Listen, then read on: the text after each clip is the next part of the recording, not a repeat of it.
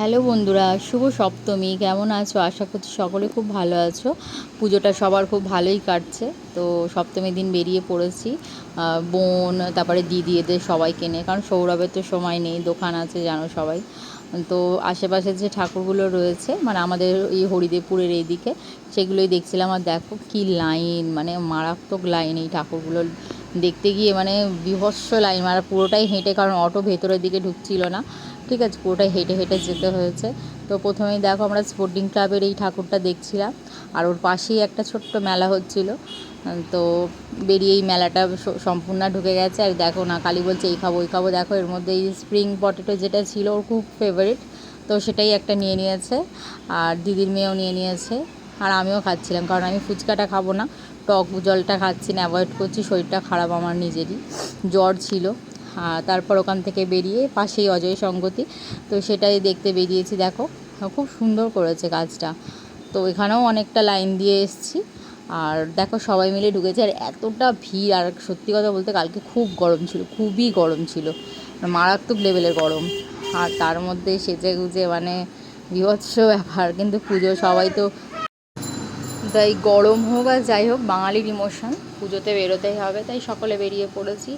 আর পাশেই আর একটা ঠাকুর ছিল, সেটাও দেখলাম। তারপর 41 পল্লী, ঠাকুরগুলো সবই ভালো হয়েছে। তো সব থেকে আমার যেটা ভালো লেগেছে, 41 পল্লীর যে থিমটা ছিল, একটু ভুতুরে ভুতুরে ব্যাপারগুলো ছিল, সেটা বেশি ভালো লেগেছে।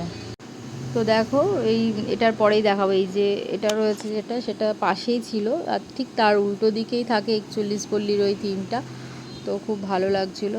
এত ভিড় দেখো, যে ঠাকুরের যে একটা ফটো তুলবো সেটা পর্যন্ত তুলতে পারছি না, এতটাই ভিড়। আর এটা হচ্ছে সেই 41 পল্লী, যে দেখো কি সুন্দর জলের ড্রামগুলো দিয়ে মানুষ বানিয়েছে, ভূত বানিয়েছে।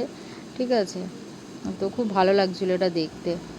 আর একটা দাদা ছিল চেনাশোনা, তো আমাদেরকে লাইন দিতে হয়নি, আমরা ঢুকে গেছিলাম ওখানে ডাইরেক্ট, কোনো ভিআইপি কার্ড ছাড়াই। তো আমি বোন টোন সব ঢুকে গেছি দেখো।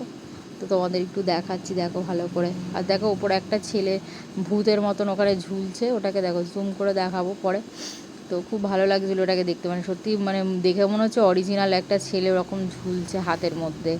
আর দেখো এই পুতুলগুলো বানিয়েছে, আর ড্রামগুলোকে কেটে কেটে হাতের মতন করে বানিয়েছে। তো খুব, এই মেয়ে একটা ঝুলছে, ঘড়ির মতন একটা করেছে, মানে টাইমের ব্যাপারটা একটা রয়েছে, মানে এইদিকে এক ছেলে ওইদিকে একটা মেয়ে। তো খুব ভালো লাগছিলো দেখতে।